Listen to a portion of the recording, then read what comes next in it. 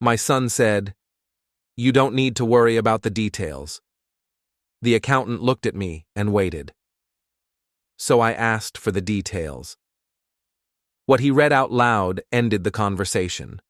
We were sitting in Gerald Hammond's office on the 14th floor of a glass tower in downtown Portland. The kind of building where the elevator requires a key card and the reception desk has fresh orchids every Monday. Gerald was my accountant, had been for 11 years. He wore rimless glasses and kept his desk clean except for a single leather portfolio and a laptop that probably cost more than most people's monthly rent. My son, Tyler, sat to my left in a charcoal suit he'd bought in New York. Expensive. The kind that makes young men think they've arrived somewhere important. His wife wasn't there. Probably shopping or at one of those boutique fitness studios where they charge you $100 to do jumping jacks in dim lighting. Tyler had called the meeting, said it was time to restructure the family holdings for tax efficiency. Those were his exact words.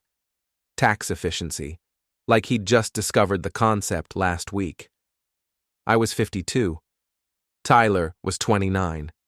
The math there tells you most of what you need to know. Gerald shifted the portfolio toward himself. He didn't open it yet, just rested his hands on top of it and looked at me with that professional neutrality accountants spend years perfecting, the kind of look that says, "I'm about to tell you something, and I'm not going to add commentary, because that's not my job." "Dad, seriously," Tyler said. He had this habit of starting sentences with "seriously" when he wanted you to stop asking questions. Gerald's already walked me through everything. The LLC restructuring, the asset transfers, the new beneficiary designations. It's all standard stuff. You sign here, here, and we're done in 5 minutes. He was smiling. That easy, confident smile he'd inherited from his mother. The one that had gotten him through college despite a transcript that looked like a seismograph during an earthquake.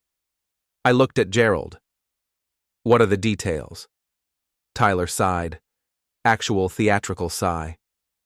"This is why Mom said you'd make this complicated." "Your mother's in Arizona," I said, "playing pickleball and not returning my calls. Because you stress her out with exactly this kind of—" "Gerald," I said, "the details." Gerald opened the portfolio. Inside were printed documents, lots of them. He put on his reading glasses, even though I suspected he didn't really need them. Just a prop to buy himself a second before he started talking. "The proposed restructuring," Gerald said, "moves operational control of Hammond Properties LLC to Tyler as managing member. Your ownership percentage remains unchanged at 49%, but voting rights transfer entirely to the managing member for all business decisions, distributions, and asset allocations." I didn't say anything. Tyler jumped in. "Which is normal, Dad. Every family business does this eventually. You're still the owner. You still get paid. You just don't have to deal with the day-to-day headaches anymore. That's what you wanted, right? Less stress?" "Keep going," I said to Gerald. Gerald turned a page. "The secondary proposal establishes a new trust structure for the Riverside properties. Current fair market value approximately $4.2 million. The trust naming Tyler and—" he glanced at the page, "Vanessa Kincaid as co-trustees." Vanessa, Tyler's wife, married 8 months, known her for maybe 14. "Vanessa doesn't know anything about real estate," I said. "She has an MBA, Tyler said. "From where?" "Does it matter?" "Usually." Tyler leaned back and crossed his arms. Body language that said, "You're being difficult on purpose." Gerald continued reading. "Additionally, there's a proposed amendment to the existing credit line secured by the Ocean View portfolio. The amendment would add Tyler as a co-signatory with independent draw authority up to $500,000 per quarter." I felt something cold settle in my chest. Not surprise, exactly. More like confirmation of something I'd suspected but hadn't wanted to name. "Independent draw authority," I repeated. "Correct." "Meaning he can access the credit line without my signature?" "Correct." Tyler spread his hands. Dad, I've been managing those properties for 2 years. Every time I need to move quickly on a repair or a renovation, I have to track you down for a signature. It's inefficient. This just lets me do my job. I looked at him. Really looked at him. He held eye contact. That was new. Usually when Tyler lied, he looked at his phone or out the window or anywhere but directly at you. What else? I asked Gerald. That's the primary. Gerald, what else? He hesitated, then flipped to the back section of the portfolio. There's a proposed resolution to dissolve the existing partnership agreement on the Harborview development and transfer your interest to a newly formed entity where Tyler holds majority control. Harborview. The project I'd spent 3 years assembling. Land acquisition, permits, environmental studies, community board meetings, $6.8 million invested, projected return somewhere north of $20 million when it finished. That project isn't ready to transfer, I said. It's ready, Tyler said. We've got buyers lined up, but they want to close fast, and the current partnership structure makes everything take forever. We need to move now or we lose the deal. What buyers? Private equity group out of Seattle. They're serious. Names? It's all in the documentation, Dad. Say the name of the company. Tyler glanced at Gerald, just a flicker, then back to me. Red Point Capital Partners. I'd never heard of them. That didn't mean much. Private equity firms spawned and died like mayflies. But Tyler's hesitation before saying the name told me he'd either rehearsed it or invented it 5 seconds ago. Let me see the documentation, I said. It's all right here. Tyler tapped the portfolio. Everything Gerald just explained. The offer letter from Red Point, the term sheet.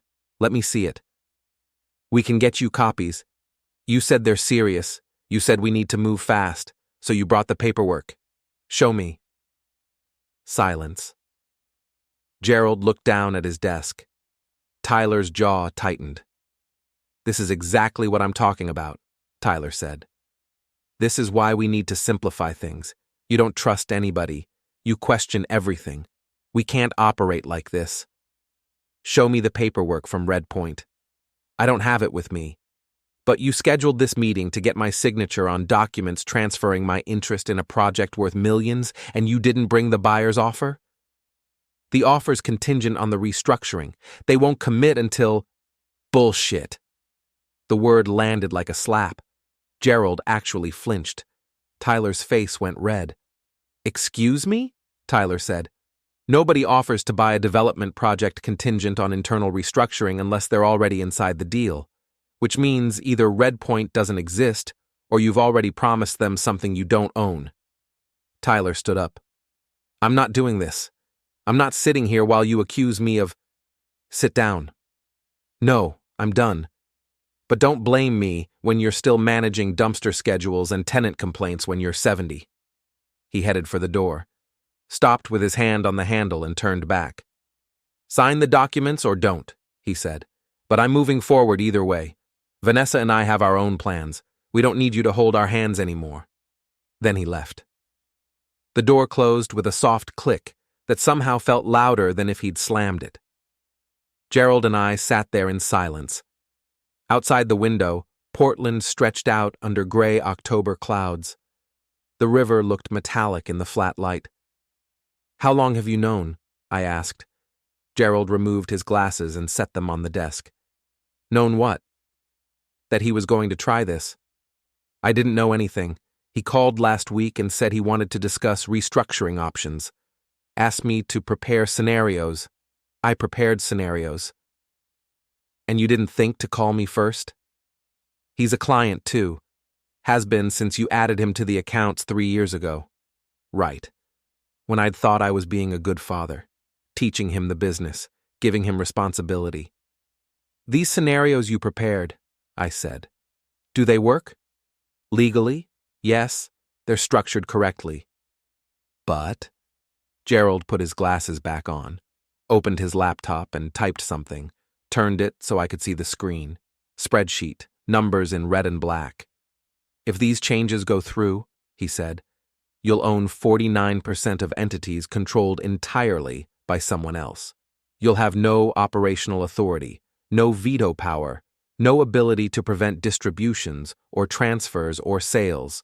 You'll essentially be a passive investor in your own companies. Can he force it through? Not without your signature.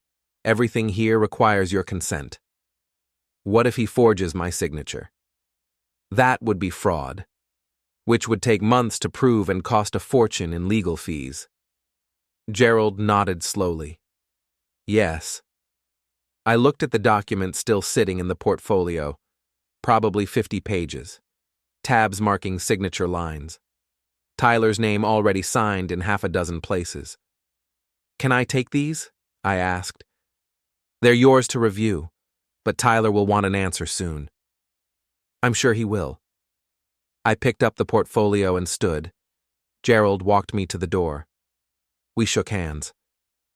For what it's worth, Gerald said, I think you should consult with an attorney before signing anything. You think I need a lawyer to deal with my own son? I think you need a lawyer to deal with these documents. Fair point. I took the elevator down.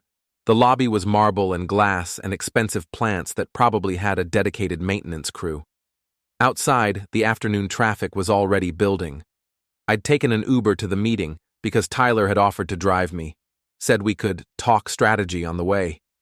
I'd declined. Now I was glad I had. My phone buzzed, text from Tyler. Think about what I said. This doesn't have to be ugly. I deleted it without responding. Another text came in immediately, this one from Vanessa. Tyler's really upset. He's trying to help. Why do you always make everything so hard? I stared at that one longer. Vanessa, 27 years old, grew up in Scottsdale.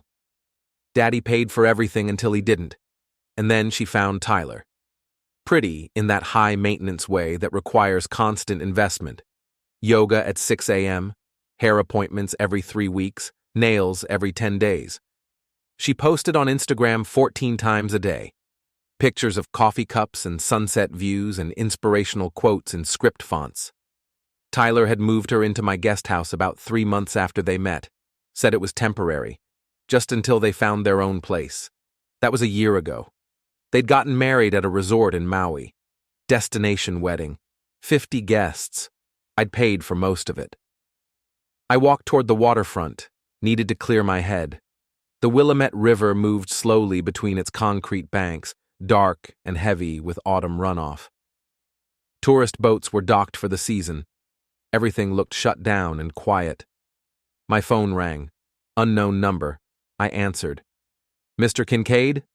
Male voice. Professional. Yes. This is Brian Welch from Clearwater Title Services. I'm calling about the Harborview property transfer. We're scheduled to record the deed Friday morning, but we're missing some documentation. Is there a time today you could come in and sign? I stopped walking. What transfer? Pause on the other end. The transfer of parcel 44721 to Harborview Development Partners, LLC. We have the purchase agreement, but we need your signature on the... I haven't authorized any transfer. Longer pause. Sir, I'm looking at the paperwork right now. It's signed by Tyler Kincaid as managing member of Hammond Properties. Tyler isn't managing member. According to the operating agreement we received, he was appointed managing member on October 1st. By who? By unanimous consent of the members. I'm a member. I didn't consent to anything.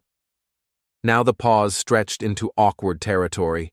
I could hear computer keys clicking. Mr. Kincaid, Welch said carefully, I think maybe you should come in and look at these documents. Can you be here by 4? I checked my watch. 3:15. Give me the address. He did. Clearwater Title Services, Office Park in Beaverton, 20-minute drive if traffic cooperated. I'll be there, I said. I hung up and immediately called Gerald. Did you prepare documents appointing Tyler as managing member? I asked when he picked up. No, that was one of the scenarios, but you didn't sign anything. Somebody signed something. Title company says they have paperwork showing Tyler as managing member, dated October 1st. Silence on Gerald's end. Then, "That's 11 days ago." "I know. You didn't sign anything 11 days ago." "I know that too." More silence. "I need to see those documents." "I'm going to the title company now. I'll call you after." I hung up and started walking faster, back toward the parking garage where I'd told my Uber to drop me off. My car was actually at home. I'd been planning to ride with Tyler, remember? So I needed another ride. Another text from Tyler. "Did you calm down yet?" I didn't answer. The Uber arrived in 6 minutes. Driver didn't want to talk. Fine with me. I sat in the back and watched Portland slide past the window while I tried to organize my thoughts. The facts were simple enough. Tyler wanted control of the family business. Tyler's wife wanted money and status. Tyler had prepared documents to transfer operational authority away from me. When I'd asked questions, Tyler had left the meeting. And now, apparently, Tyler had already started transferring property using authority I'd never given him. The complicated part was figuring out whether my son was stupid or calculating. Stupid would mean he'd forged my signature thinking I wouldn't notice or wouldn't care, that he could present me with accomplished facts, and I'd just accept them because confrontation made me uncomfortable. Calculating would mean something worse, that he'd planned this, that the meeting with Gerald was theater, that he'd been moving pieces around for weeks or months while I'd been treating him like a kid who needed guidance instead of a threat that needed containment. The Uber dropped me outside a low-rise office building in Beaverton. Clearwater Title Services was on the second floor. Receptionist directed me to a conference room where Brian Welch was waiting. Welch was maybe 40. Thinning hair, cheap suit, the slightly exhausted look of someone who'd been doing title work for 20 years and knew exactly how many ways real estate transactions could explode. "Mr. Kincaid," he said, standing to shake my hand. "Thanks for coming in." "Show me what you have." He slid a folder across the table. I opened it. First document, amended operating agreement for Hammond Properties, LLC, dated October 1st, my signature at the bottom. Except it wasn't my signature. Close, very close, same general shape. But the K in Kincaid was wrong. I looped mine. This one was angular.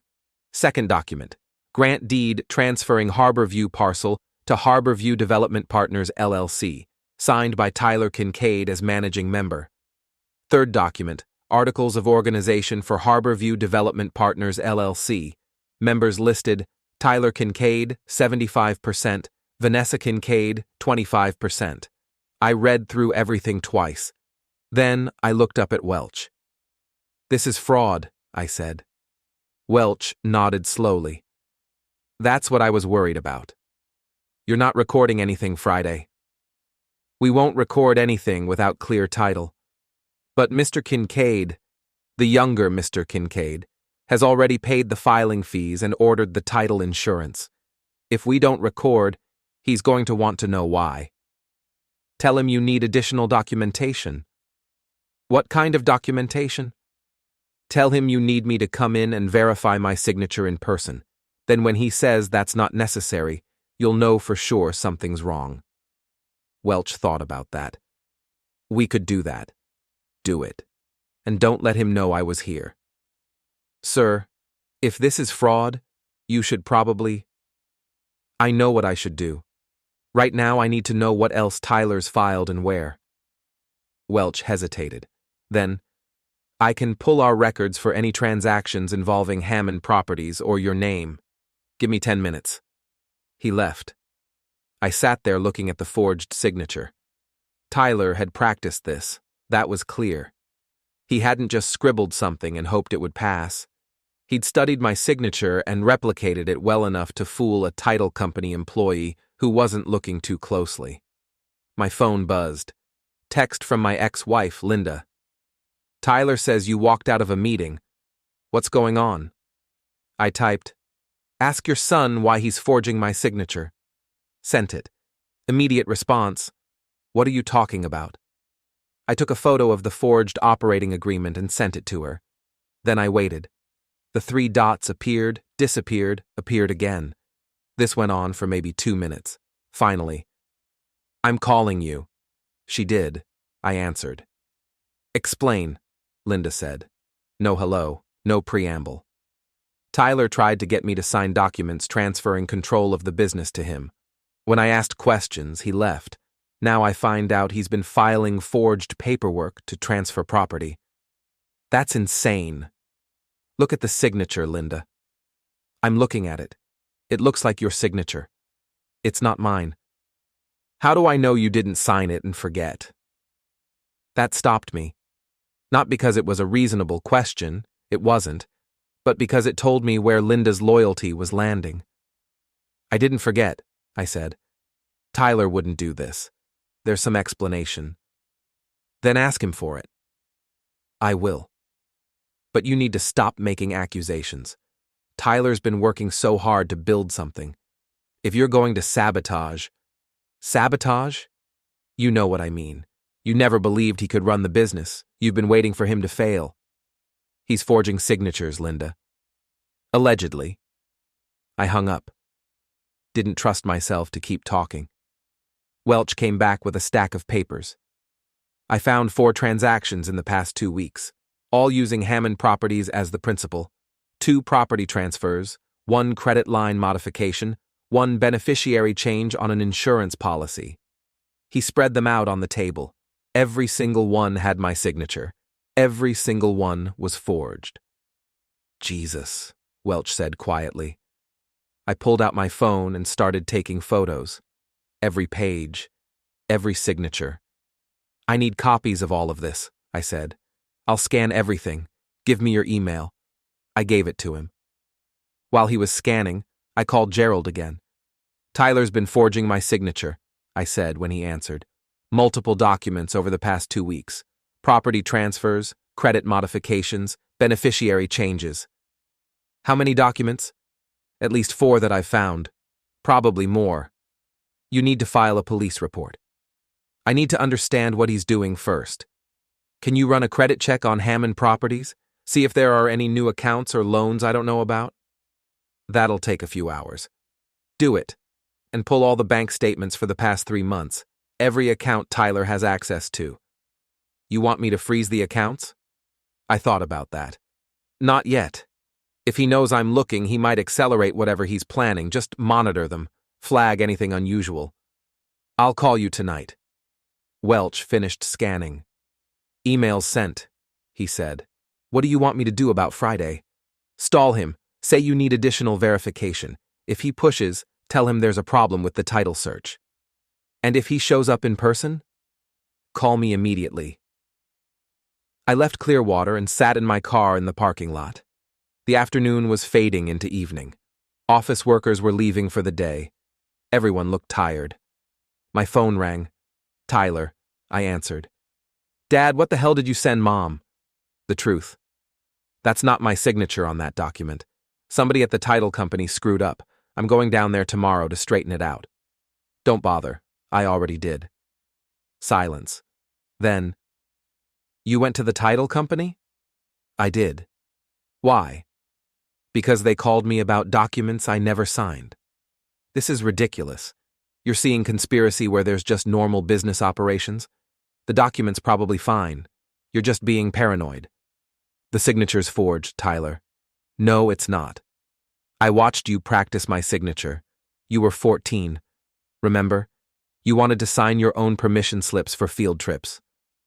Long pause. That was 10 years ago. 15. And you were never very good at it. I don't have to listen to this. Yes, you do. Because I'm about to tell you what happens next. You're going to stop. Whatever you're planning, whatever you think you're going to accomplish, it stops today. You're going to contact every company, every title office, every bank where you filed forged documents, and you're going to withdraw them. Or what? Or I file a police report for fraud and forgery, and we let the justice system sort it out. Tyler laughed. Actually laughed. You won't do that. Why not? Because I'm your son. Because you don't want to be the guy who put his own kid in jail. Because Mom would never forgive you. Try me. The laughter stopped. You really want to go to war over this? I want you to stop committing crimes. It's not a crime, it's family business. Everything I'm doing for us. To make the business stronger, to give us options. Options to do what? To live, to grow, to not be stuck managing rental properties until we're too old to enjoy anything. We? I said. Or you and Vanessa. Don't bring her into this. She's already in it. Her name's on half these documents. She's my wife. She's known you for a year. And you've known me for 29. So who should I trust more? Fair question. Wrong answer for him, but fair question. Last chance, Tyler. Withdraw the documents or I make calls. Make your calls. I'm not withdrawing anything. And when this blows over and you realize you overreacted, don't come looking for an apology. I'm done trying to include you in decisions. From now on, you can just watch from the sidelines. He hung up. I sat there holding the phone, watched the parking lot empty out, watched the sky darken. Then I made a call. Riverside County Sheriff's Office. I need to file a fraud report, I said. The detective's name was Lisa Park.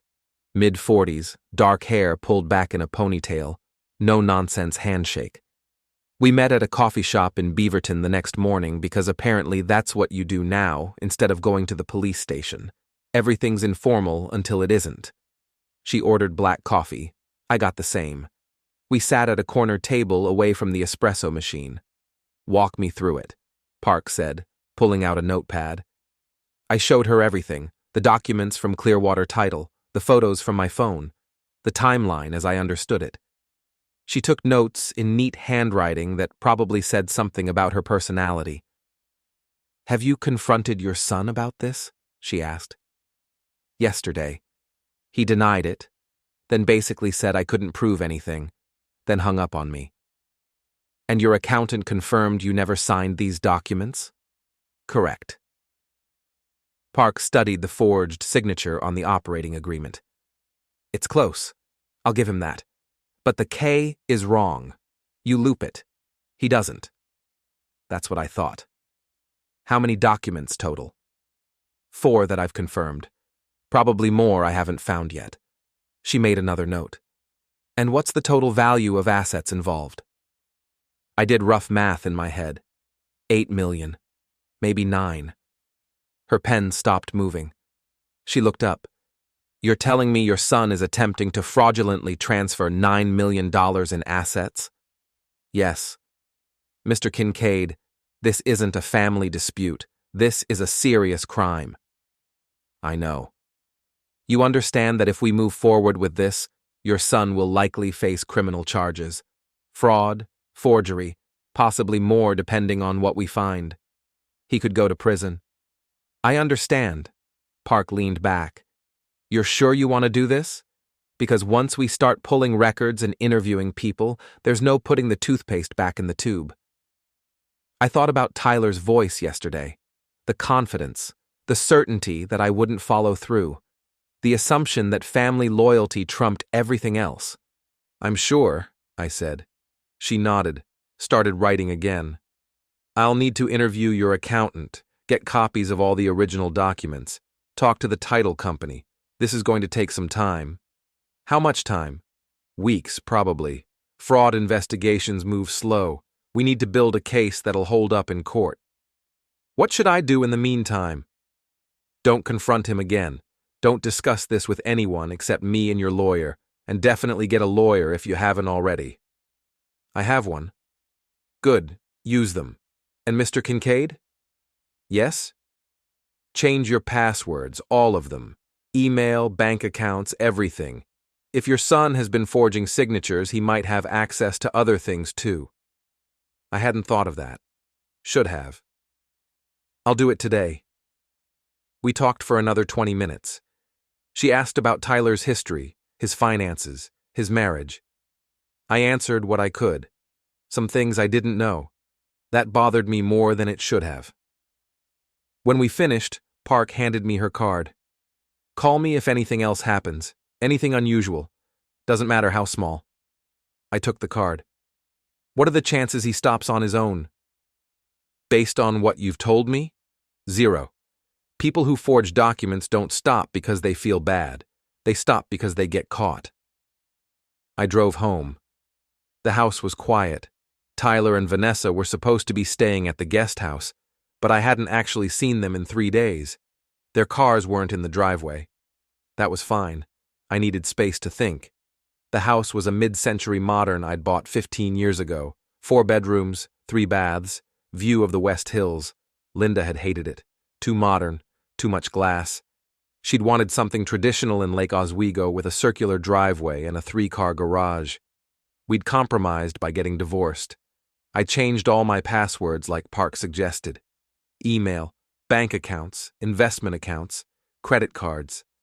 Took an hour. Made me realize how many accounts I had and how vulnerable they all were. My phone rang while I was working. Gerald. I pulled the bank statements, he said. You need to see this. How bad? $300,000 in withdrawals over the past 6 weeks.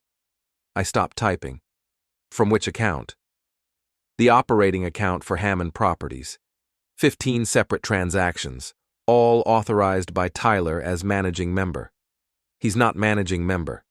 The bank thinks he is. They have paperwork showing his appointment. Same forged signature we saw yesterday. Where did the money go?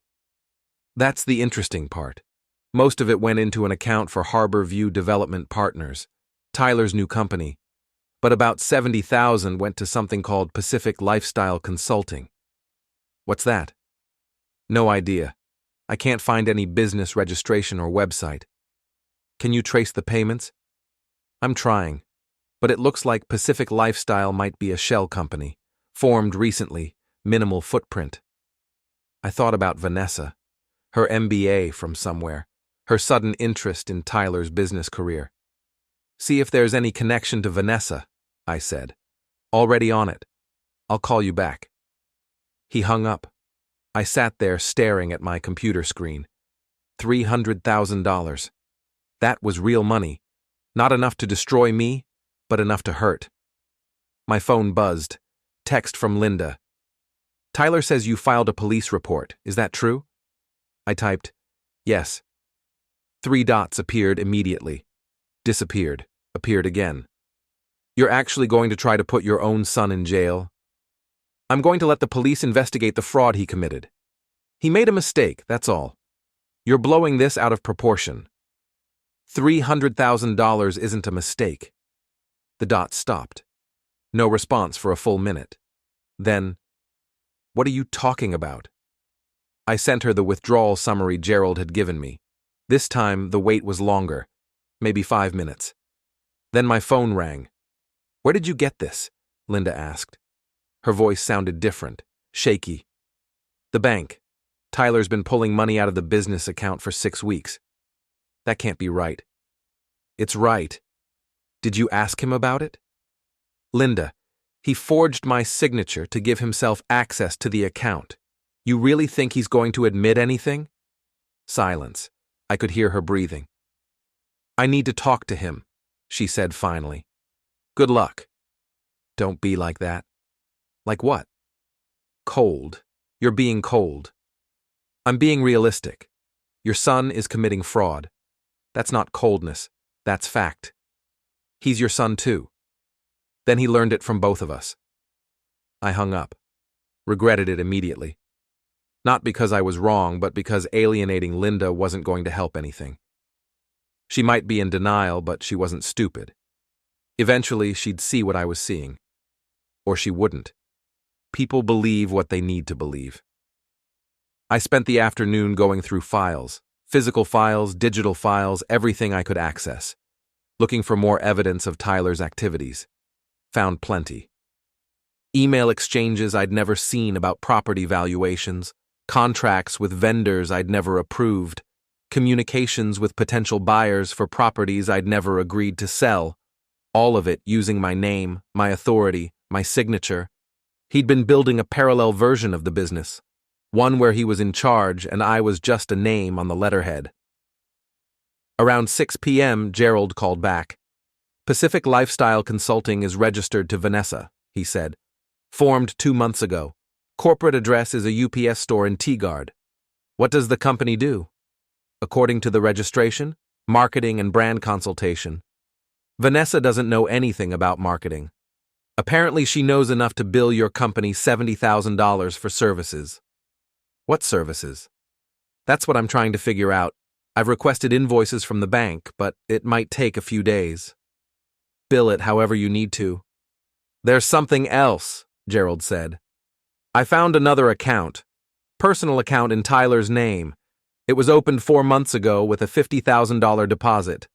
Source of funds listed as gift from family. I never gave him $50,000. I didn't think so. Where did it come from? I'm working on it, but based on the timing, I'd guess he pulled it from somewhere in the business before he started the more aggressive transfers. I rubbed my eyes. They felt gritty and tired. How much total do you think he's taken? Hard to say until I see everything, but conservatively, 400,000. Maybe more. 400,000. That was a house. That was retirement money. That was something you couldn't just write off as youthful stupidity. Keep digging, I said. That night, I couldn't sleep. Kept running scenarios in my head, what Tyler was planning, where the money was going, what the end game looked like. The obvious answer was that he was setting himself up to cut me out entirely. Take control of the business, drain the accounts, leave me with ownership shares in empty companies. By the time I figured it out, he and Vanessa would be gone, probably to somewhere without extradition. The FBI field office occupied the 6th floor of the federal building downtown. Glass doors, metal detectors, armed guards who looked like they'd been doing this since before I was born. I arrived at 7:45 with 2 briefcases full of documents. Russell met me in the lobby. Ready? No. Good answer. We checked in at security, surrendered our phones, went through the metal detector. An agent escorted us to a conference room where 2 people were waiting. Special Agent Karen Wu, Asian woman, early 40s, short hair, dressed like she bought her suits at the same place as every other federal agent. Sharp eyes that probably missed nothing. Assistant U.S. Attorney David Brennan, white guy, 50s, gray at the temples, looked tired in the way prosecutors always do, like he'd seen too much and believed too little. We shook hands, sat down. Agent Wu pulled out a laptop and a legal pad. Thank you for coming in, Mr. Kincaid, she said. We know this is difficult. Just tell me what you need. Everything. Start from the beginning. How did Tyler meet Vanessa? I told them. The charity event, the quick relationship, the engagement, the wedding in Maui, moving into the guest house. Wu took notes. Brennan just listened. When did you first suspect something was wrong? Wu asked. The meeting with my accountant, when Tyler tried to get me to sign over control of the business. And you refused? I asked questions. Tyler left. Then I found the forged signatures. How many documents total had forged signatures? At least 8 that I've confirmed. Probably more. Wu looked at Brennan. He nodded slightly.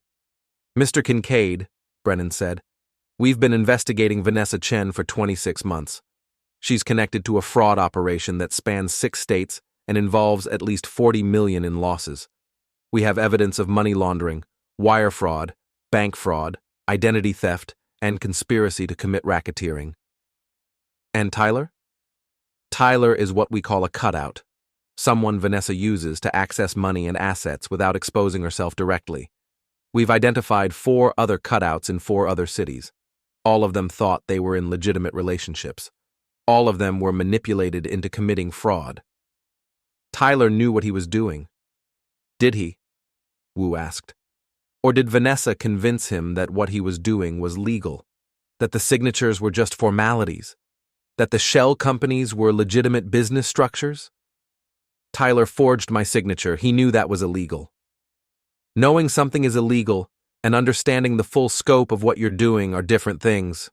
Vanessa is very good at compartmentalizing information. She tells each person just enough to get them to take the next step, never the whole picture. I thought about Tyler in the trailer, his confidence, his certainty that I couldn't prove anything. You think she fooled him, I said. We think she manipulated him, which is why we're offering him a deal. In exchange for what? Brennan slid a folder across the table. Full cooperation. Tyler testifies about how Vanessa recruited him, what she told him to do, how she structured the fraud, where the money went, who else was involved, everything. And he gets immunity? Immunity from federal charges, not state charges. That's up to the local prosecutor. Detective Park wants to charge him. We know, we've talked to her. She's willing to consider reduced charges if Tyler's cooperation leads to convictions. Reduced how much? That depends on what Tyler gives us. If his testimony helps us dismantle the entire operation, he might face probation. If not, he could still face prison time. I looked at Russell. He nodded slightly, meaning, this is probably the best deal Tyler's going to get. What happens to Vanessa? I asked. She goes to prison, Wu said, for a very long time. RICO charges carry minimum sentences. If we can prove she orchestrated all of this, she's looking at 20 years, maybe more. 20 years. Vanessa in federal prison until she was almost 50. When does Tyler give his proffer? I asked. Friday morning, but we need something from you first. What?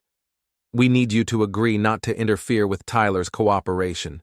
No contact, no pressure, no attempts to influence his testimony. I have a restraining order. I can't contact him anyway. The restraining order is civil. This is criminal. We need your formal agreement that you'll let the prosecution proceed without interference. What if I refuse? Brennan leaned forward. Then Tyler doesn't get the deal. He gets charged with everything, federal and state. He goes to trial. You get to watch your son go to prison for a decade. Is that what you want? I want justice. Justice is Vanessa in prison. Tyler's just collateral damage. A victim we can save if you let us. He's not a victim. He stole from me. He made mistakes, serious mistakes. But Vanessa made him into a criminal. She's the architect. He's the tool. I stood up and walked to the window. 6 floors down, Portland went about its business. People walking to work, buying coffee, living normal lives. What do you need me to sign? I asked. Wu pulled out a document. Statement of non-interference. You agree not to contact Tyler or influence his testimony. You agree to cooperate with the FBI investigation. You agree to testify if needed. I read it. 3 pages of legal language that basically said I was stepping aside and letting them handle it. Russell read over my shoulder. It's standard, nothing unusual. I picked up the pen, hesitated. Mr. Kincaid, Wu said, I've been doing this for 15 years. I've seen a lot of fraud cases, a lot of families destroyed by people like Vanessa. The ones who survive are the ones who focus on the real enemy. Tyler made bad choices, but Vanessa made him make those choices. She's the one who deserves to pay. I signed the document. Wu countersigned. Brennan witnessed. Russell notarized. Okay, Brennan said. Tyler gives his proffer Friday. We'll evaluate his cooperation. If it's good, we'll recommend reduced state charges. If it's excellent, we might recommend probation only. And Vanessa? We arrest her as soon as we locate her. Right now, she's in the wind. Last confirmed sighting was you at Powell's yesterday. You haven't found her? She's good at hiding, but she can't hide forever. She'll surface. They always do. The meeting lasted another hour. They asked about bank accounts, property transfers, shell companies. I answered everything, gave them copies of all the documents, told them everything Gerald had found. When we finished, it was almost noon. Russell and I walked out together. How do you feel? He asked. Like I just betrayed my son. You didn't. You gave him a chance. Did I? The alternative was him going to prison for 10 years. This way he might avoid that. Might. It's more than he deserves, Maybe. Or maybe Tyler deserved a father who trusted him, who believed in him, who didn't assume the worst. But that ship had sailed years ago, probably around the time Tyler started forging signatures. I drove home. The house felt empty. I'd been alone here for 2 years since Linda left. But this was different. This was the alone that comes from cutting ties, from making choices that can't be unmade.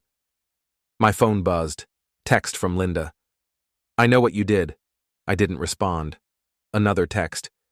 You signed papers with the FBI. You're helping them prosecute Tyler. Still didn't respond. She called. I answered. How could you? Linda said. No hello, just accusation. Tyler committed crimes. He made mistakes. $600,000 in mistakes. You're going to let them send him to prison? I'm letting them offer him a deal. If he cooperates, he might avoid prison. Might. You hear yourself? Might. You're gambling with our son's life. He gambled with it first. You're supposed to protect him, not hand him over to the FBI. I'm supposed to let him steal from me? You're supposed to be his father. That hurt, more than it should have, because she was right. Fathers protect their children, even when those children are thieves. I am being his father, I said. I'm teaching him that actions have consequences. At what cost? At whatever cost it takes. She hung up. I sat there holding the phone, wondering if I'd just made the biggest mistake of my life, or if I'd made the only choice I could live with. The next 2 days were quiet. No calls from Tyler, no attempts by Vanessa to contact me, just waiting. Russell kept me updated on the legal proceedings. The Harbor View sale had gone through, $5.2 million deposited into escrow. Buyer was legitimate. Actual development company from Seattle. They didn't care about the family drama, just wanted the land. Detective Park called Thursday evening. Tyler's lawyer contacted me, she said. They want to discuss a plea arrangement. Before his proffer? They're getting ahead of it.